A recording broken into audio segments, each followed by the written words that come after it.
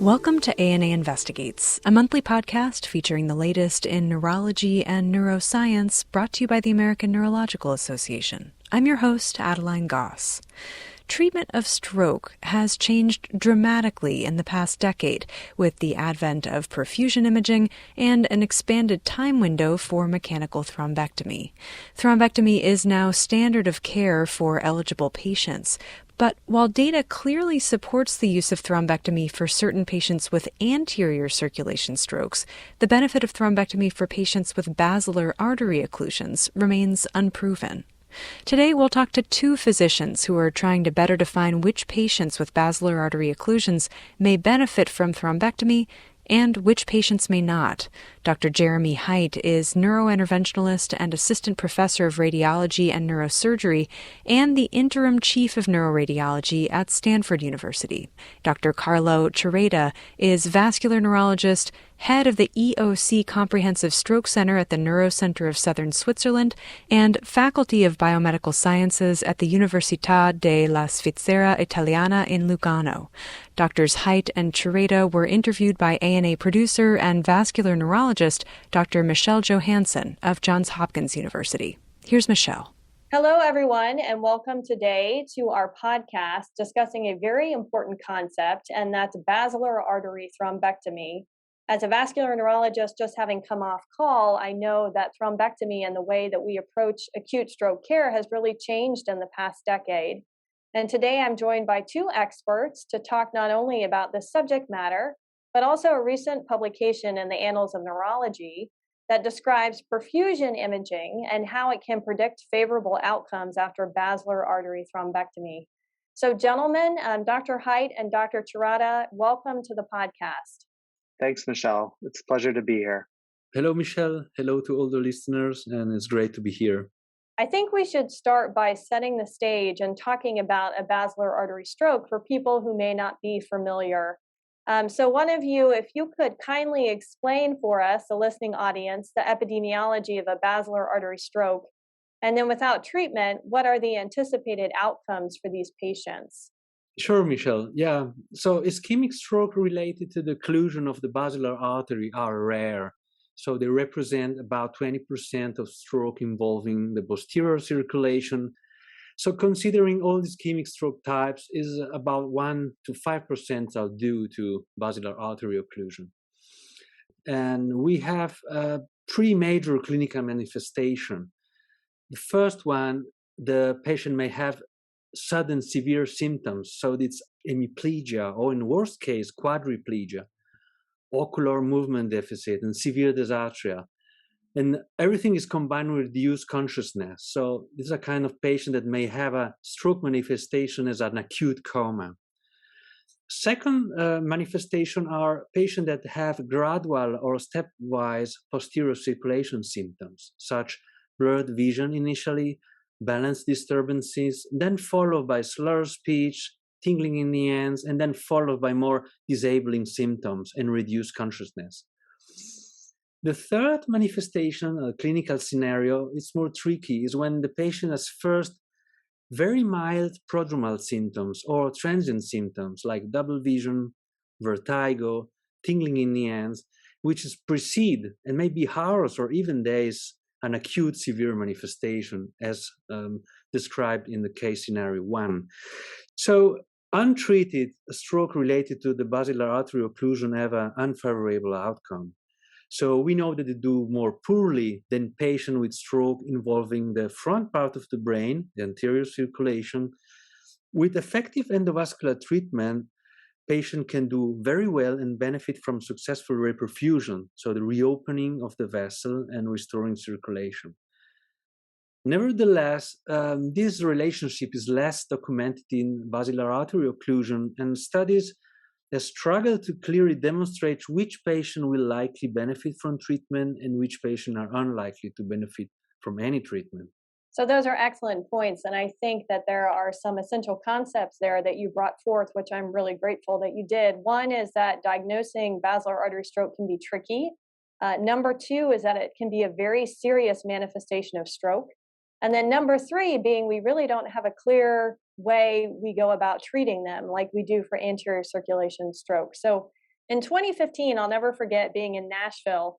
I don't know if you were there or not, and all of these studies started coming out that talked about thrombectomy for anterior circulation stroke. And oh my gosh, we could shift something called a modified Rankin scale down to nearly zero in patients that we treated rapidly.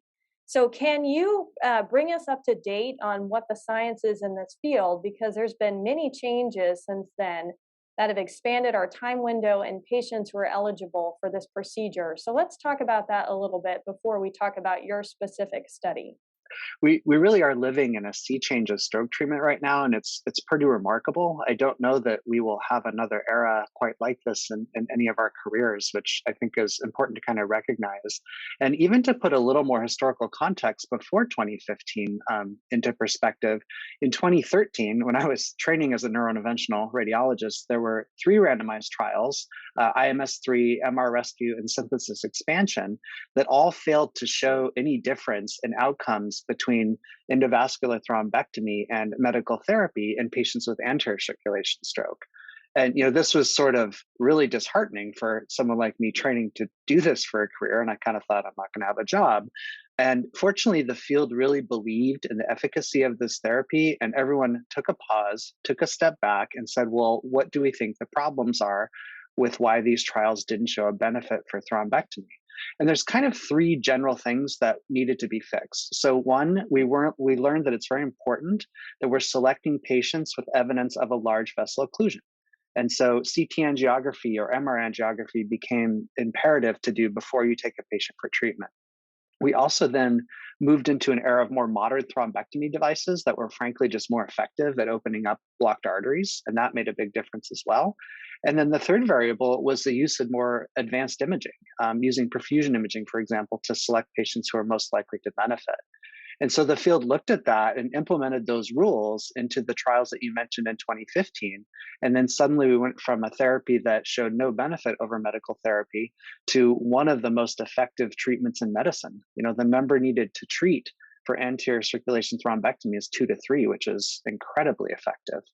And so that's an important kind of backdrop to understand where we were from 2015. Since then, we've expanded.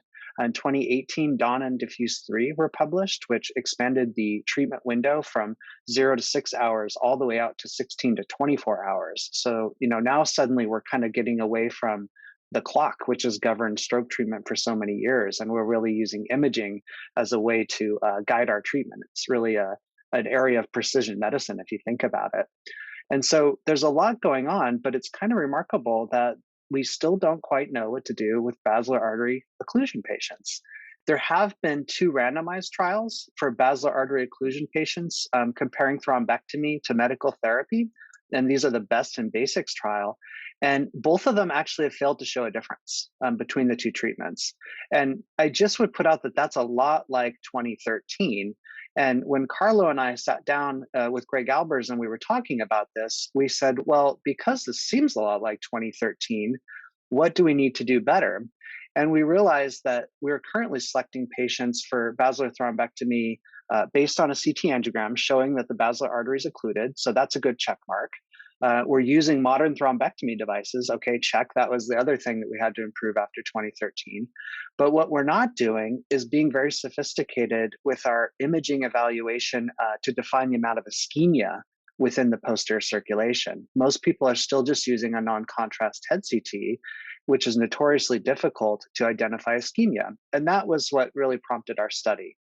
Right. So that's a perfect segue then into this paper that I was pleased to read that you guys recently had published. What would you say in one sentence was the aim of what you guys attempted to do in your study? What we really wanted to do is to be able to say, well, can we use cerebral perfusion imaging to identify basilar artery occlusion patients who have less severe areas of reduced blood flow?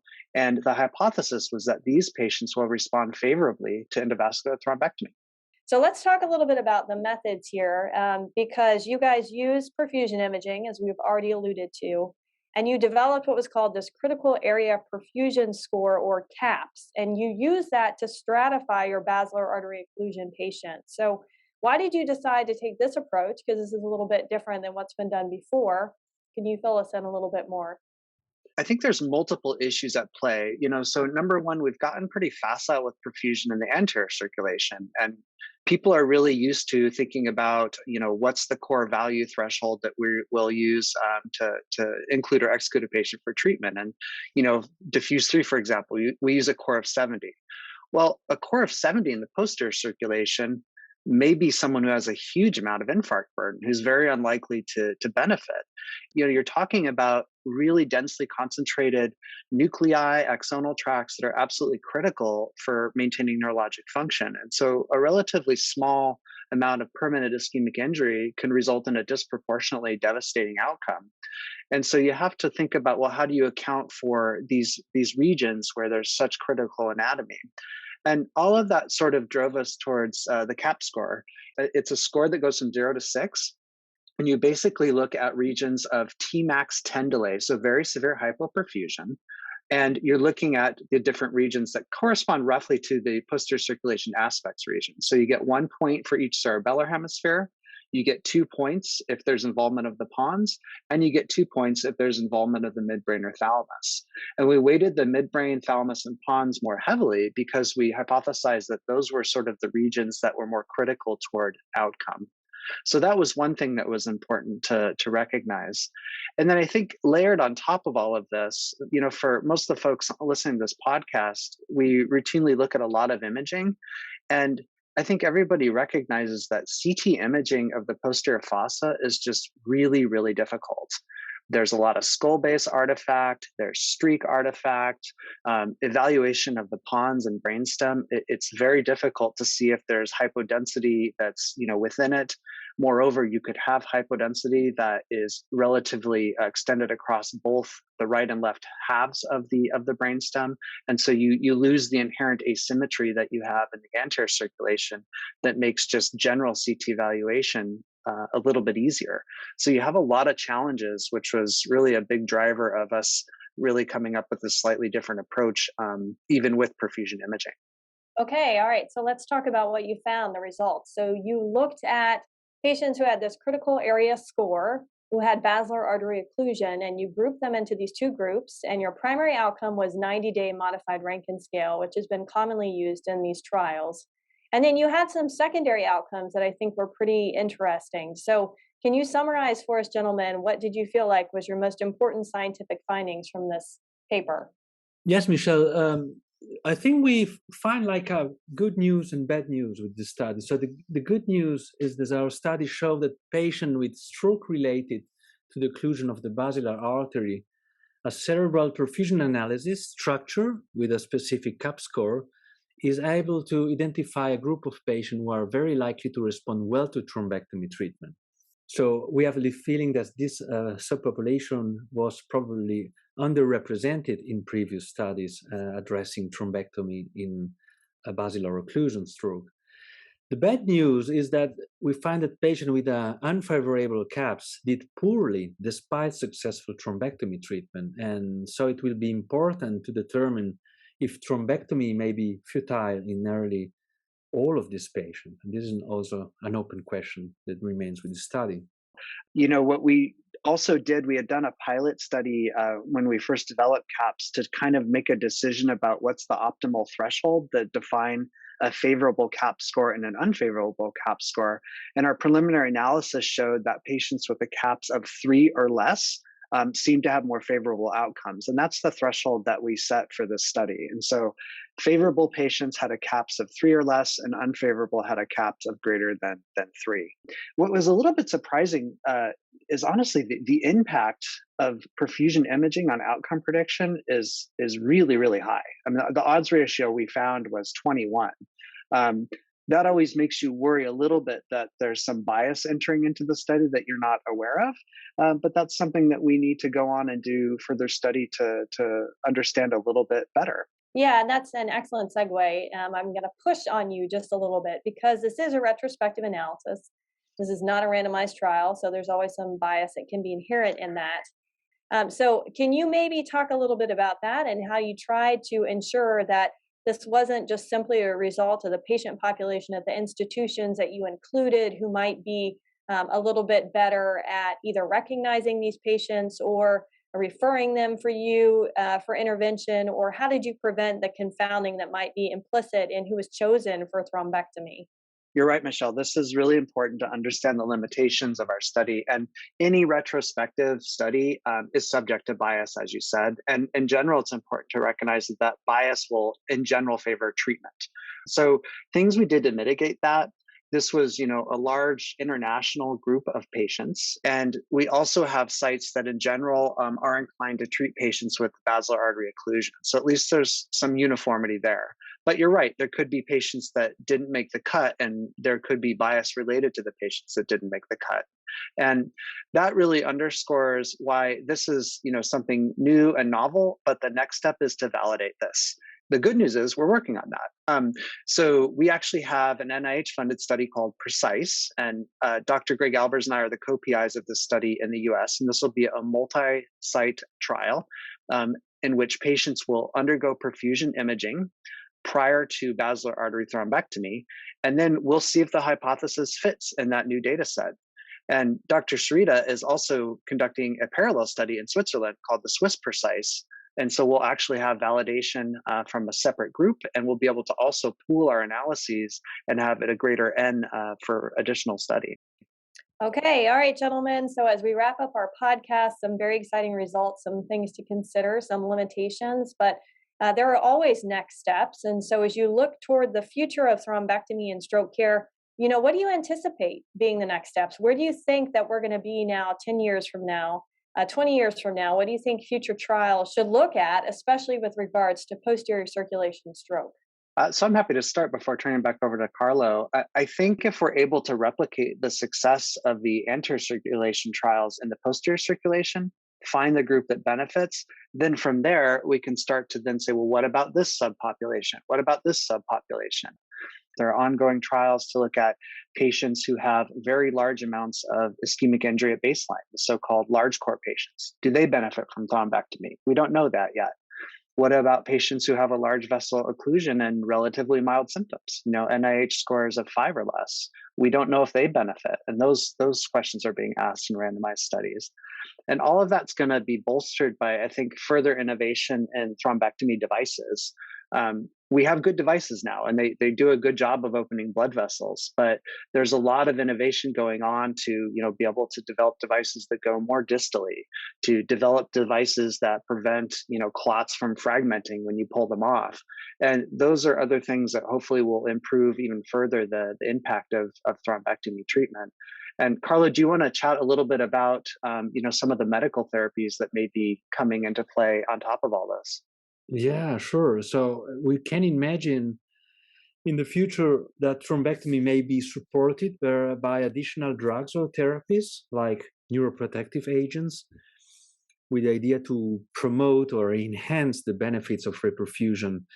And this may be particularly the case for specific stroke subpopulation with unfavorable outcome predicted by advanced imaging or specific biomarkers. So a concept of individualized medicine, studies may focus on the selection of the best treatment cocktail, not just one treatment, in order to offer the best to each patient. In parallel, I think it's fundamental also to discuss to furtherly develop stroke care infrastructures and organization all around the world in order to be able to provide endovascular treatment to every stroke patient that need it. So on one hand, we develop very highly technically treatment, and on the other hand, we have to make sure that all the people that need it will receive it. So it's surely a big challenge for the future. Absolutely. And I think that the way that we've seen stroke care evolve is very exciting. I think you bring up some excellent points, Carlo, especially about the people who have access to this care. And there are still people who are trying to get IVTPA to, much less thrombectomy centers. I see one of your co-authors is Bruce Campbell, who we also interviewed for this podcast and talked about tenecteplase. So there's some pretty cool stuff coming out in stroke. So thank you both so much for taking the time to do this interview with us today, and congratulations on your paper. Okay, thank you very much for having us. Yeah, thank you, Michelle. This was a lot of fun. That was Dr. Jeremy Heit, Assistant Professor of Radiology and Neurosurgery at Stanford University, and Dr. Carlo Cereda, Faculty of Biomedical Sciences at the Università della Svizzera Italiana in Lugano. Doctors Heit and Cereda were interviewed by ANA producer and vascular neurologist Dr. Michelle Johansson. You'll find a link to the article they discussed on our website, myana.org, where you can also listen to past episodes and suggest an idea for a future podcast. For ANA Investigates, I'm Adeline Goss. This has been an episode of ANA Investigates, the official podcast of the American Neurological Association, and an ANA Education Innovation Subcommittee production. Thanks for joining us.